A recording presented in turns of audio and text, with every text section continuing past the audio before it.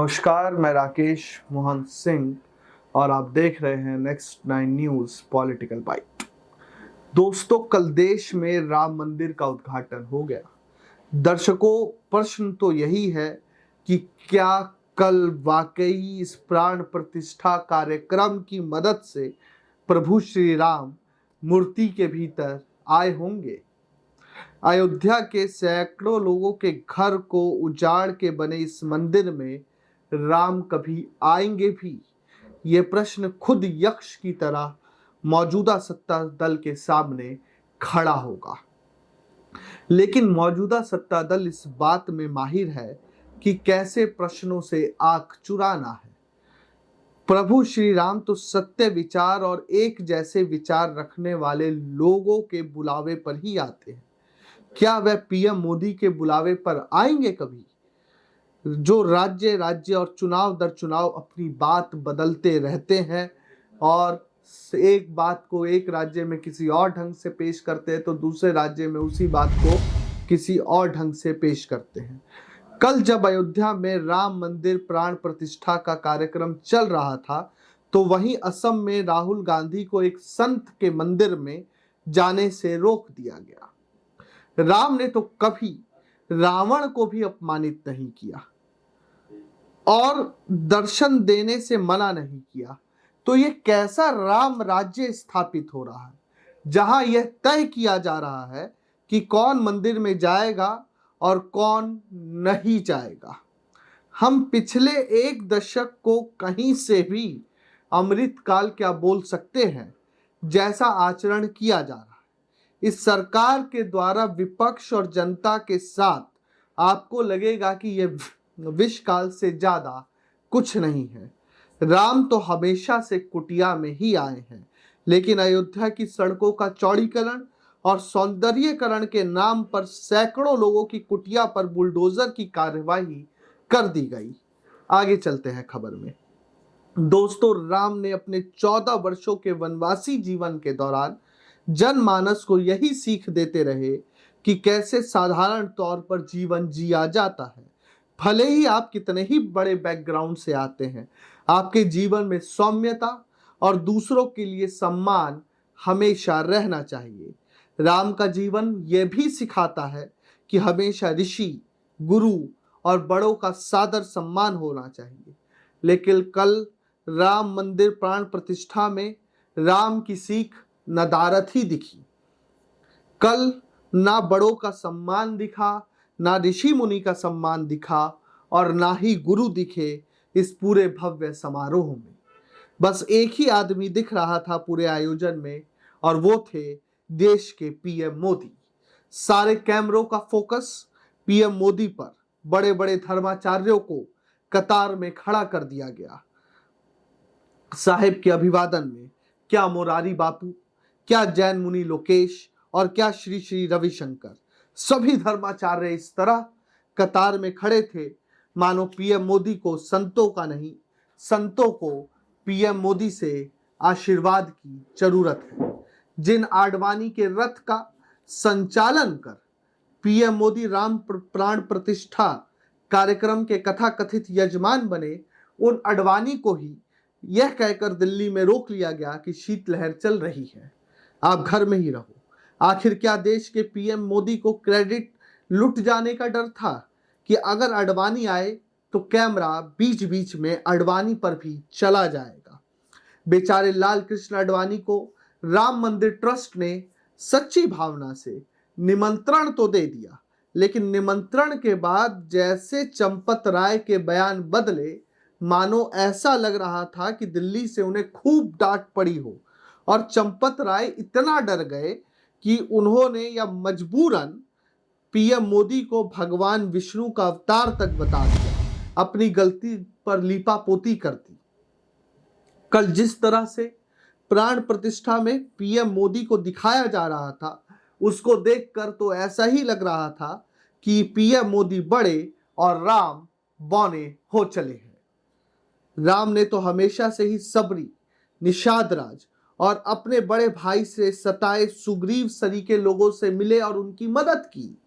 राम ने अपने दर्शन में सिखाया और स्पष्ट किया है कि आप समाज के वंचित और शोषित लोगों से ही मिले, उनको जाने और अपने या समाज द्वारा शोषित लोगों का ही उद्धार करें, जिससे समाज के भीतर हीन भावना कम हो और देश और समाज के भीतर एक रूपता बढ़े।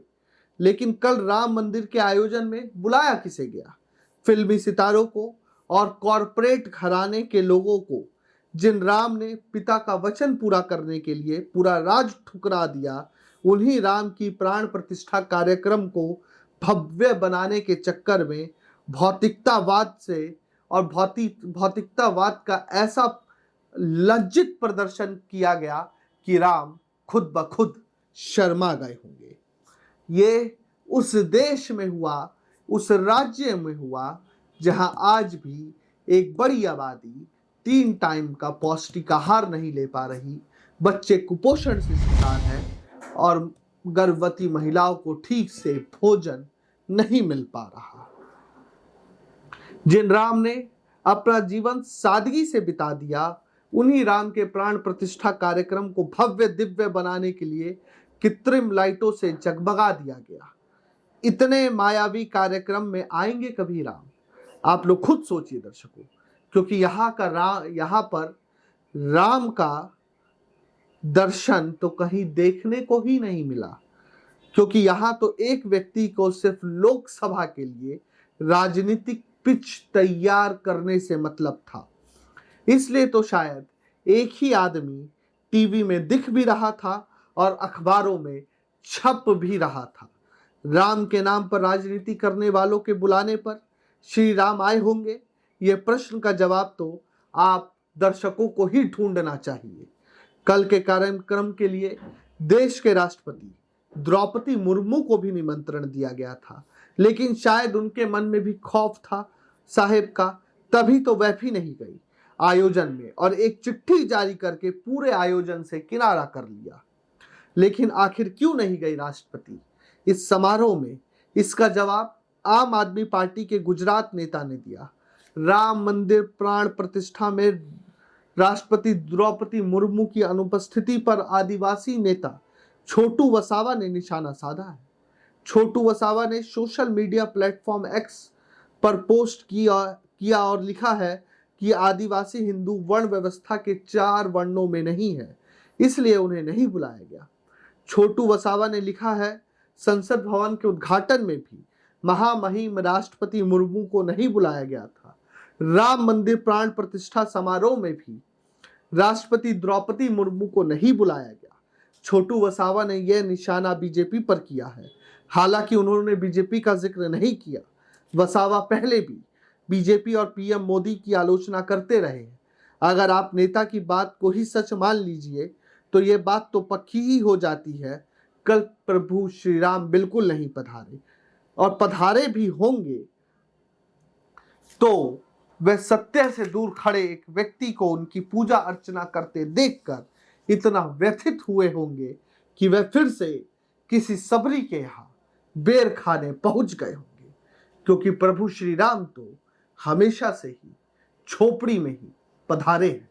आप पीएम मोदी का बयान सुनिए जो उन्होंने कल राम मंदिर प्राण प्रतिष्ठा कार्यक्रम के दौरान दिया।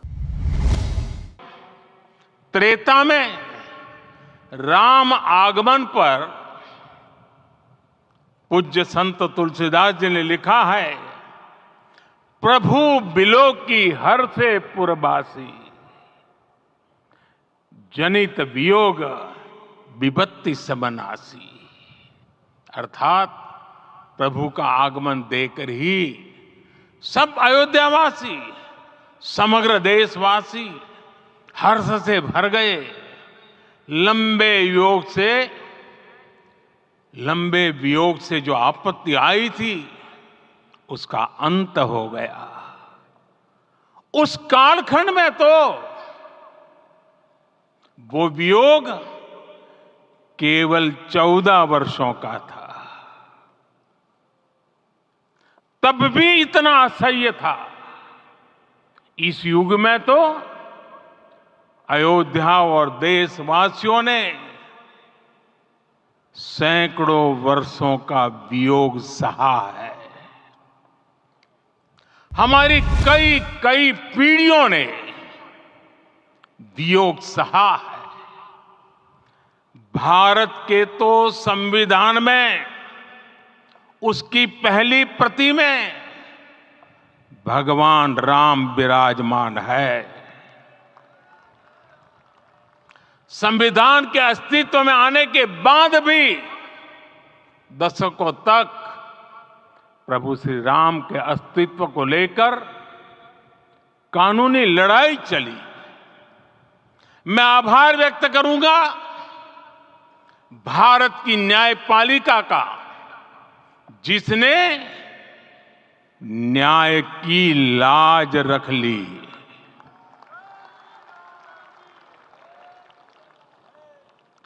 न्याय के पर्याय प्रभु राम का मंदिर भी न्यायबद्ध तरीके से ही बना। तो सुना आप लोगों ने, आप लोगों का क्या मानना है? कल प्रभु श्री राम अयोध्या में राम मंदिर में अपनी मूर्ति में प्रतिष्ठित हुए हैं कि नहीं? आप हमें जरूर लिख के भेजें। क्या कल इस पूरे आयोजन में आपको राम का दर्शन देखने को मिला कि नहीं? ये भी लिखिए।